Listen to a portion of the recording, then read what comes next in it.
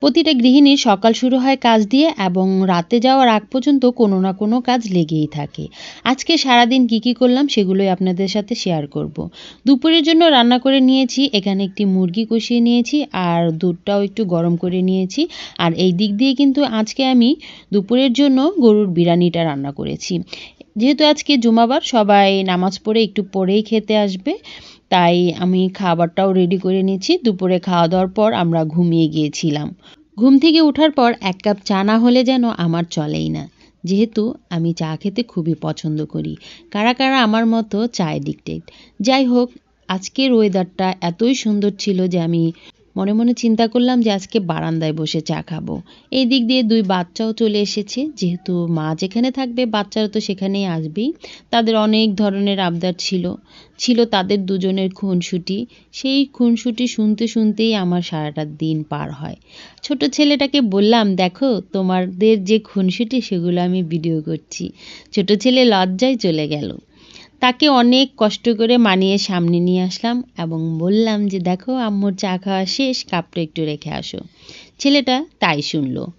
তো তাকে মানিয়ে আমার এখানে নিয়ে আসলাম। আমরা মা ছেলেরা এখানে বসে সুন্দর কথা বলছিলাম। যাই হোক, সুন্দর কথার সাথে তাদের দারুণ আবদার ছিল।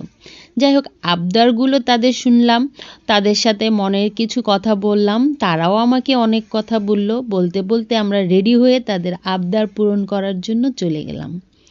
তারা নাকি রেস্টুরেন্টে যেয়ে পিৎজা খাবে। যাই হোক, বাচ্চারা যেহেতু আবদার করেছে তাই তাদের নিয়ে যাচ্ছি।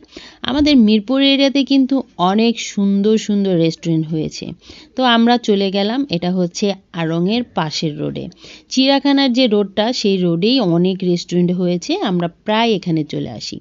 রাস্তার এপাশেই দেখলাম অনেক সুন্দর পুতুল বিক্রি হচ্ছে। আমার কাছে খুবই ভালো লেগেছে। এই পুতুলগুলো দেখছিলাম। আমার ছেলেটাও পছন্দ করেছে। যাই হোক, একটু দামাদামিও করে নিচ্ছি, দেখি নেওয়া যায় কিনা। আর আমার বার্গেনিং করে জিনিস কিনতে খুবই ভালো লাগে। যাই হোক, বার্গেনিং তো করলাম কিন্তু কেনা হলো না। আমার ছেলের বাবা কিন্তু চলে এসেছে, এসে ফোন দিয়েছে, "তোমরা কোথায়?" তো সেও অপেক্ষা করছে, তাই আমরা চলে এসেছি রোডের এই পার, যেহেতু রোডের এই পার রেস্টুরেন্টটা ছিল। তো এসেই লিফটের জন্য অপেক্ষা করছি। আর এখানে সুন্দর একটা বিষয় হচ্ছে, লিফটের সামনেই কিন্তু একটি কুলার দেওয়া হয়েছে। এই বিল্ডিংটা ১৪ তলা, তাই লিফটগুলো ওঠানামা করতে একটু সময় লাগে। আর এখানে লিফটের জন্য অপেক্ষা করতে শরীরটাও ঠান্ডা করে নেওয়া যায়।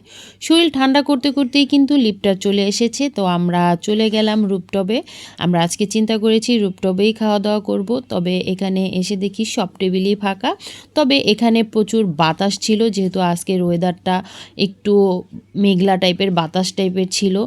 তো এখানে খাওয়ার মতো উপযোগী ওয়েদারটা ছিল না। তবে এই ওয়েদারে কিন্তু ১ কাপ কফি খেয়েই নেওয়া যায়। বাচ্চা নিয়ে যেহেতু এসেছি তাই আর চিন্তা করলাম যে নিচে যেয়েই খাবো, যেহেতু রাতের ডিনারটা এখানেই করব। তো চলে গেলাম নিচে। আমরা সিঁড়ি দিয়েই নেমে গিয়েছি, লিফটের জন্য আর অপেক্ষা করলাম না, যেহেতু 4th ফ্লোরেই এই রেস্টুরেন্টটা আছে। তো এখানে এসে দেখি প্রোগ্রাম চলছে। এখানে 2টো বার্থডের প্রোগ্রাম চলছে। আমাদের টেবিলগুলো পেতে একটু অসুবিধা হচ্ছিল, যেহেতু প্রোগ্রাম চলছিল, তাই আমরা টেবিল খুঁজতে এক সাইডে চলে গিয়েছি। তো আমরা চাচ্ছিলাম যে এক সাইডে বসতে, তো এরকম সাইডে একটি টেবিল পেয়ে গেছি, তো আমরা সেখানেই বসে পড়েছি। এই তো আমরা এখন বসে ওয়েটারের জন্য অপেক্ষা করছিলাম। যেহেতু এখানে প্রোগ্রাম হচ্ছে, ওয়েটারদের পাওয়াটাও একটু টাফ ছিল, তাই আমরা তাদেরকে ডাকছিলাম। যেহেতু প্রোগ্রাম ছিল, তারা আসতে একটু লেট করেছে। মেনুটাও দিয়ে গিয়েছে, তো আমরা চুজ করে নিচ্ছি কে খাবে। তো যার মতো খাবার অর্ডার দিয়ে দেওয়া হয়েছে। আমি আর আমার ছোট ছেলে একটা খাবো, তার বাবার জন্য একটা অর্ডার দেওয়া হয়েছে, আর বড় ছেলের জন্য অর্ডার দেওয়া হয়েছে। বেশি একটা খাবার নেওয়া হয়নি, যেহেতু আজকে এমনি একটু ভারী খাবার হয়ে গেছে। তারপর বাচ্চাদের আবদার পূরণ করতে আবার চলে আসা হলো। এই তো আমরা কিন্তু খাবারের অর্ডারগুলো দিয়ে দিচ্ছি। আমরা এইখান থেকে পিৎজার অর্ডার দিয়ে দিলাম, ডিপ ডিশ পিৎজা, আর এখানে পাস্তা, প্লেটার, এগুলোরও অর্ডার দেওয়া হয়েছে। যে যেটা খাবে তাদের সেইটাই অর্ডার দেওয়া হচ্ছে। এখন শুধু খাবারের জন্য অপেক্ষা। আর আমার ছোট ছেলে তো দুষ্টুমির মাস্টার, যেখানেই যাবে তার দুষ্টুমি চলতেই থাকবে। এখান দিয়ে কিন্তু সস দেওয়া হয়েছে, পিৎজার সস। এখানে চিলি সস, মেয়োনিজ এবং একটি পুদিনা পাতা ধনিয়া পাতার চাটনি। আর আমার বড় ছেলের যে পাস্তাটা সেটাও এসে পড়েছে। আর আমার হাজব্যান্ড একটি প্লেটার নিয়েছিল, সে তাদের খাবারটা এসে পড়েছে, সে খাচ্ছে। আর আমাদের যে পিৎজাটা সেটা আসতে একটু লেট হবে, তাই আমরা অপেক্ষা করছি। আর এই দিক দিয়ে তাদের বললাম যে তোমরা খেয়ে ফেলো, যেহেতু পিৎজাটা একটু বেশি বড় টাইপের, তাই হয়তো বা পুরোটা খাওয়া হবে না। তাদের আলাদা আলাদা খাবার তারা নিয়েছে, তাই হয়তো বা অনেকটাই বেঁচে যাবে। তো আমি আর আমার ছোট ছেলেই খাবো পিৎজা। তো এখানে পিৎজার জন্য আমরা অপেক্ষা করছি। এই রেস্টুরেন্টে আমরা প্রায় চলে আসি। এখানকার ডিপ ডিশ যে পিৎজাটা সেটা আমার কাছে খুবই ভালো লাগে। আমরা প্রায় এই পিৎজাটা খাওয়ার জন্য চলে আসি। এই তো এসে পড়েছে এই পিৎজাটা। দেখতেই পাচ্ছেন কীরকম ইয়াম্মি, এটা খেতেও কিন্তু অনেক ইয়াম্মি আর চিজে ভরপুর। আর পাস্তা যেহেতু আর পিৎজা যেহেতু খাওয়াই হয় চিজ ছাড়া, তো এগুলো ভালোই লাগে না। আমার বাচ্চারা চিজ কি পছন্দ করবে, আমার কাছে অনেক ভালো লাগে। আর চিজ জাতীয় যে কোনো খাবারই আমার অনেক পছন্দ। যাই হোক, আমি এগুলো সার্ভ করে নিচ্ছি সবার প্লেটে। যে খাবে, আমার ছোট ছেলে, আমার হাজবেন্ডকেও একটা স্লাইস দিলাম, ছেলেকেও একটা স্লাইস দেওয়া হয়েছে। আমরা সবাই এগুলো খেলাম। তো খাওয়া দাওয়া করছি, এখান দিয়ে ছেলেও কিন্তু খাচ্ছে তার পছন্দের এবং আমাকে বলছে আম্মু ইয়াম্মি ইয়াম্মি। যাই হোক, বাচ্চা যেহেতু পছন্দ করে এগুলা, তাই তাদের পছন্দ মতোই খাবারগুলো খাওয়ানোর চেষ্টা করি। তবে সবসময় এই ধরনের বাইরের খাবারগুলো বাচ্চা বলেন বড়দের বলেন সবারই শরীরের জন্য অনেক ক্ষতিকর।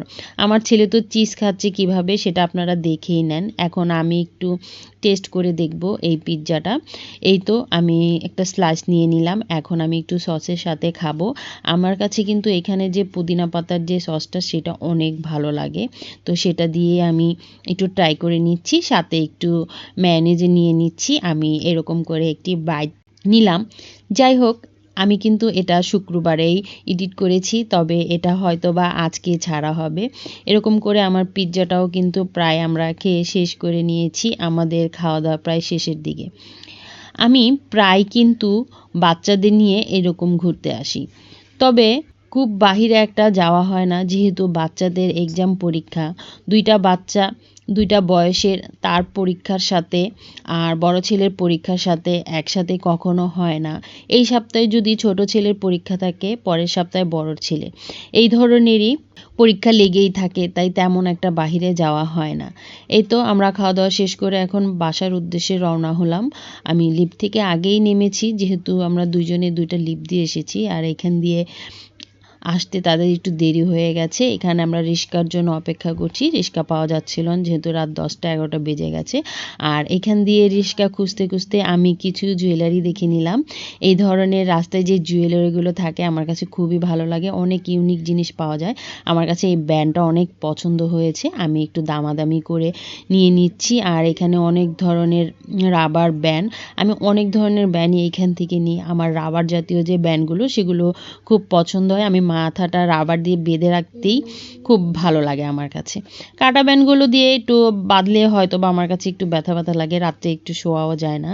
আমি সব সময় রাত্রে বেনি করে শোয়ার চেষ্টা করি, তবে সব সময় হয়ে ওঠে না। আর এই ব্যান্ডগুলো আমি আগেও নিয়েছি, তো এখন আবারও কিছু নিয়ে নিচ্ছি, কারণ এই ব্যান্ডগুলো আমার অনেক পছন্দ হয়েছে। তো সব সময় আর কি এগুলো পাওয়া যায় না। এখানে কিছু মেয়েদের রেগুলার ওয়্যারের জন্য অনেক ধরনের top, T shirt, pant, palazzo অনেক কিছুই পাওয়া যায়। তো আমি এখানে খুঁজছি, যদি আমার কাছে কিছু ভালো লেগে যায় আমি অবশ্যই নিয়ে নেব। তো এখানে আমি হোয়াইট কালারের একটি টপস খুঁজছিলাম, তো পাচ্ছিলাম না, যেহেতু পাইনি তাই আমি চলে যাচ্ছি। এখানে বাচ্চাদেরও অনেক কালেকশন আছে, যেহেতু অনেক রাত হয়ে গেছে তাই আর খোঁজাখুঁজি করতে পারিনি। এইসব জায়গা থেকে কিন্তু অনেক সুন্দর করে খুঁজে নিতে হয়। যাই হোক, এই তো আমরা বাসায় চলে আসছি। এখান দিয়ে বাচ্চাকে একটু চিলাচিলি করছি, ঘরের লাইটগুলো সে ধরিয়ে রেখে গেছে। তারা এই ধরনের লাইটগুলো খুব পছন্দ করে, তাই সন্ধ্যা হলেই ধরিয়ে দেয়।